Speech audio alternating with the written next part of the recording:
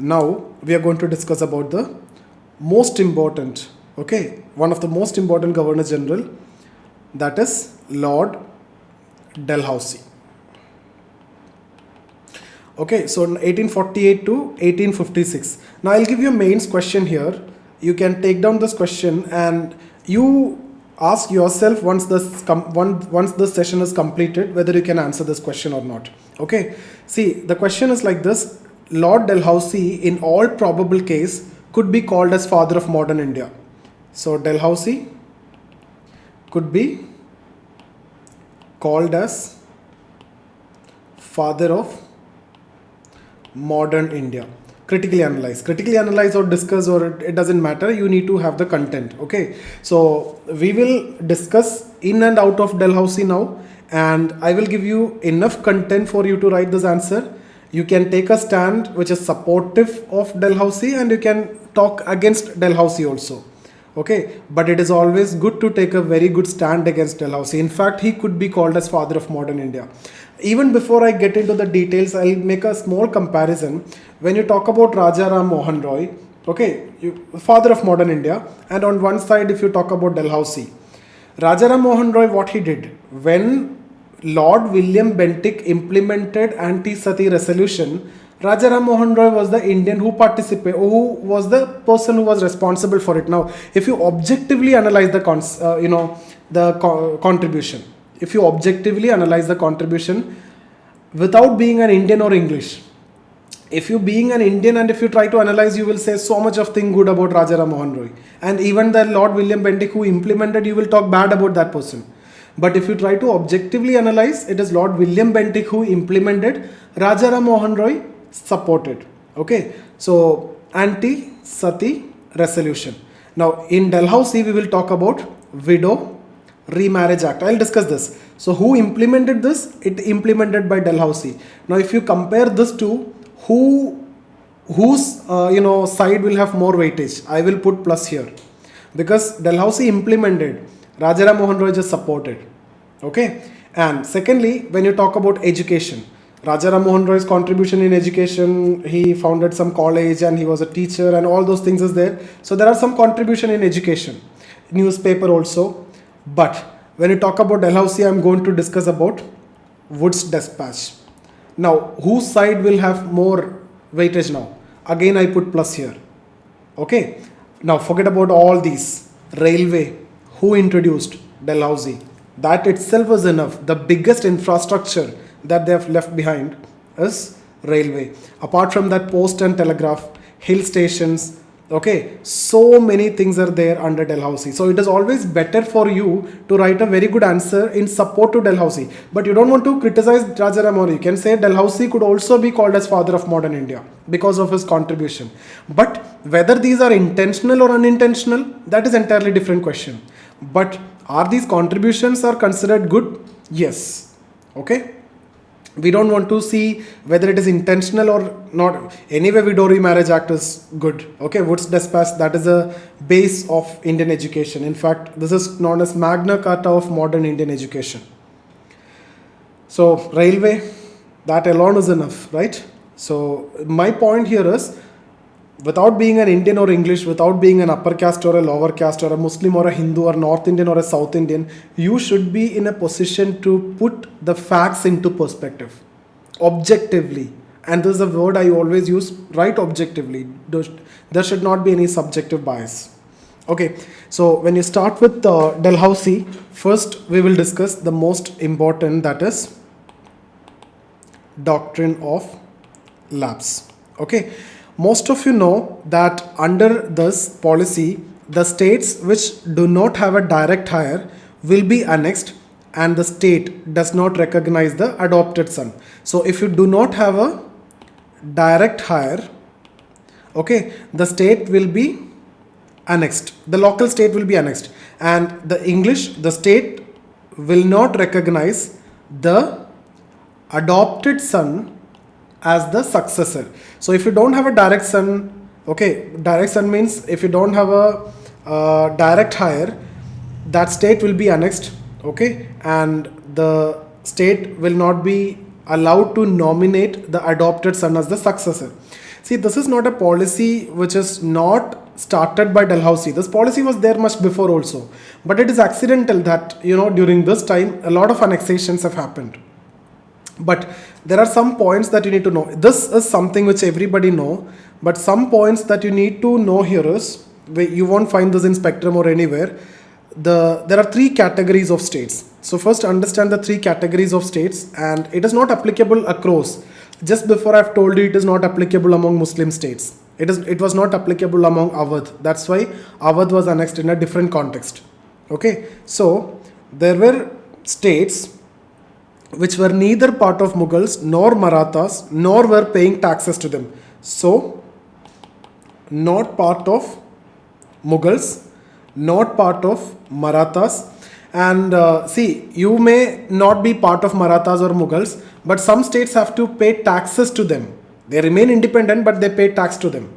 Okay, so here, not part of Mughals, not part of Marathas, and nor even paying taxes to them. So, which states I'm talking about? Not part of Mughals, not part of Marathas, not paying taxes to them. That means they're totally out of these people, right? So, Mughals and Marathas have no connection. Mainly, I'm talking about which area? The central part of India, northeastern part of India, where Mughals were not interested, Marathas are also not interested. Okay, so even the British also not interested here, because mainly tribals are here and forest area. Okay, so hence doctrine of lapse is not applicable to these states. So you can write there, states which were neither part of Mughals nor Marathas nor even paying taxes to them. Such states will not be annexed, and they are free to nominate anyone as their successor. They are free to nominate anyone as their successor. Okay, so what do you mean by that? You are free to nominate anyone as the successor. That means doctrine of lapse is not applicable to these states. Okay, that means Marathas, Mughals, they didn't went to northeast, they didn't went to central India. Okay, and not paid taxes also. So there actually these states are not annexed. Whether direct son, indirect son, legal son, illegal son, adopted son, it doesn't matter. Doctrine of lapse is not applicable to these states. Okay, now let's look into the second category, the states. Now see, the states which either pay tax to Mughals or Marathas. So they either pay tax to Mughals or Marathas, or were part of any of them. So either they are part of them or they are paying taxes to them. Now this kinds of states, what they need to do is, you have to write a letter to the Governor General. Write a letter to the Governor General and automatically they will be granted. Okay, so that means in fact doctrine of lapse is not applicable here also. So they are either pay taxes to Mughals or Marathas or they're part of them. So you write a letter to the Governor General that you need to nominate the adopted son as a successor, and it will be granted automatically. That means doctrine of lapse is not applicable here also. And the third category of state, that is, you can write that the states which were created under British Charter. The states created under British Charter. Under that you write one line, such state has no right, such states have no right to appoint any adopted son as their successor. Such states have no right to appoint any adopted son as their heir or successor. Okay, so three categories I'll repeat. The states which were neither part of Mughals or Marathas nor were paying taxes to them. No problem, you can nominate anyone as a successor. States either part of Mughals or Marathas or paying tax to them, you need to get the permission from the British. Third, created under British Charter, you are not allowed to nominate the adopted son as a successor.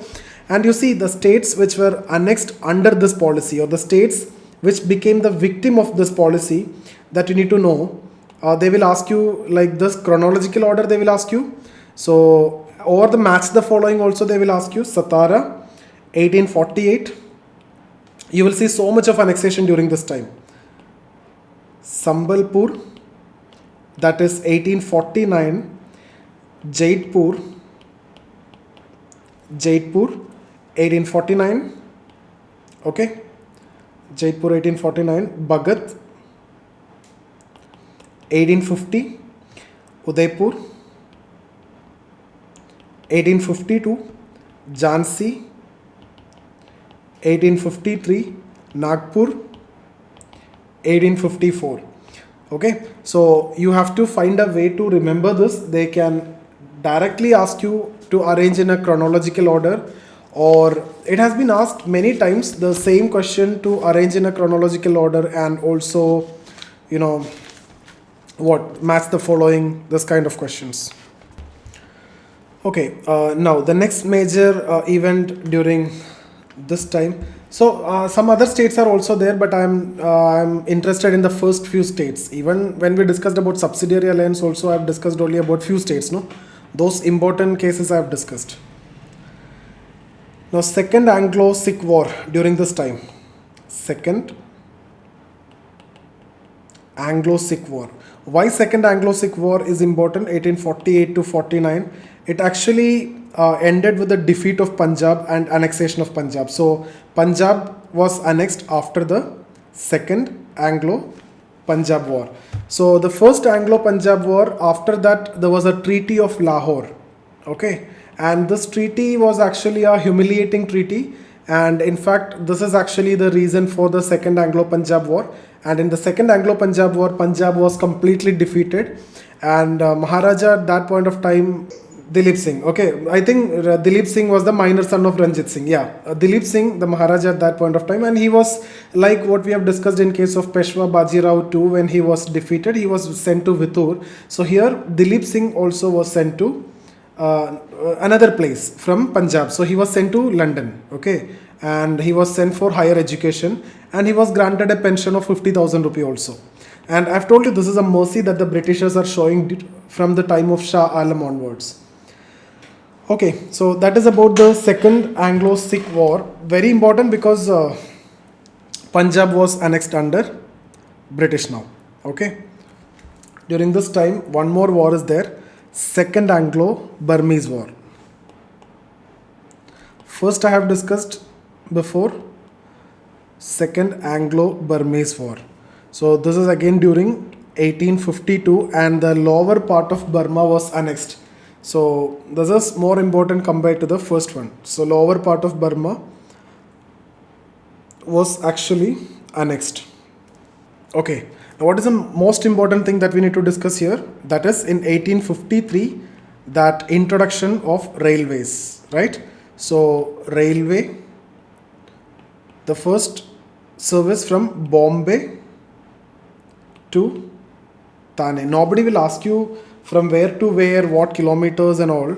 So it is actually Bombay to Thane, 34 kilometers, right? But what is more important here? The impact of railways is more important, like what we have discussed in case of 1813 Charter Act. So you see, 1813 Charter Act, monopoly ended. So I have discussed with you the impact, right? How the peasants suffered like anything, how the artisans suffered. And 1833, it was complete deindustrialization. Now when railway is coming, then it is almost over. In each and every corner, the British products, English products, the Finnish products are going to reach. Okay, so that is a negative impact. So when you discuss about the negative impact, we can discuss positive as well as, or first we will discuss about the positive impact, then we will talk about the negative impact. What is a positive impact? You have n number of positives, okay, but the most important ones I will write. I will give you 2 positive and 2 negatives. I've taken from Mahatma Gandhi only, from Hind Swaraj. So I'll give you the positives and negatives. Any number of positives and negatives you can write if the question is asked from this. Okay, so the first point that you can write here is it actually connected India. It connected India. India was a very vast country, and now because of railway, it is for the first time that a Bengali can meet a Punjabi and a North Indian can meet a South Indian, right? So they can meet, they can share their ideas, they interacted, and they have realized that there is something common among them, the common culture. So actually, because of this railway, the idea of India and this nationalism, I can say, started evolving. So this is also one of the reason for the emergence of nationalism. It got coupled with 1857 that universities were established, etc. will be the reason, and reactionary policies of Lytton. All those we will discuss, but railway is one of the reason. Okay, so if you have little knowledge about nationalism in India, you can see nationalism is emerging during 1860s, 70s, and 80s, and it will culminate into the formation of Congress in 1885.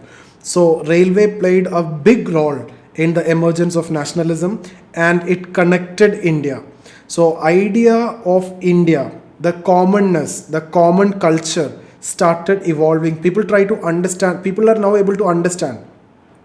Okay, so otherwise, what was the situation? We Indians recognize ourselves in terms of region, religion, language, caste, etc. Even now also that may be there, but mainly that was the situation. But because of railway, that trend has been changed. Okay, so very few people in India in those days started thinking themselves as Indians. Otherwise, people think of region, religion, caste, etc. And interestingly, railway had a great role to play in the context of emergence of nationalism. But they have introduced railway for what? That is not for this purpose. They have introduced it to get the raw materials from everywhere to reach their finished product everywhere. This is an offshoot of that.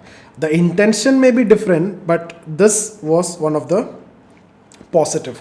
And what is the second positive? Second positive is actually it challenged untouchability. So when you talk about railways, you can take the ticket and you can travel, but it is not possible that Indians will get the reserved setup like the English. So upper caste Hindu was forced to sit or stand along with the lower caste Hindu. There is no other option. If you need to travel, you have to take the ticket. Everybody have to take the ticket, and there is no separate compartments. Okay, so the railways and the buses were so crowded at that point. Very few are there. So you have to take the ticket and you have to travel together. You will be rubbing the shoulders together. So, okay, so till then you can see the lower caste people are living outside and outside the periphery of the city. So no shake hands, no body touch. You have to maintain the distance, and your shadow also should not fall under them. So these were the restrictions, but now you have to travel in the same compartment. You both have to take the ticket. Rush is there, crowd is there, and you are touching each other. There is no other way. If you need to travel, you have to go with this. Okay. So now, thanks to railway, untouchability got a very big blot. This is also one of the positive. Now, when you discuss about negatives I am taken from Mahatma Gandhi, it was written by Mahatma Gandhi in his famous book Hind Swaraj. It was published in 1909, originally in Gujarati. Okay, the first point that I want to tell you is actually railways ruined Indian industries. That you can explain in a much detailed way, much better way, that we have discussed one session for 1813 Charter Act, and then we have also discussed another one session for 1833 Charter Act. So I hope you have a very good knowledge about this, and you can explain how it happened, how it led to deindustrialization. When I say ruined Indian industry,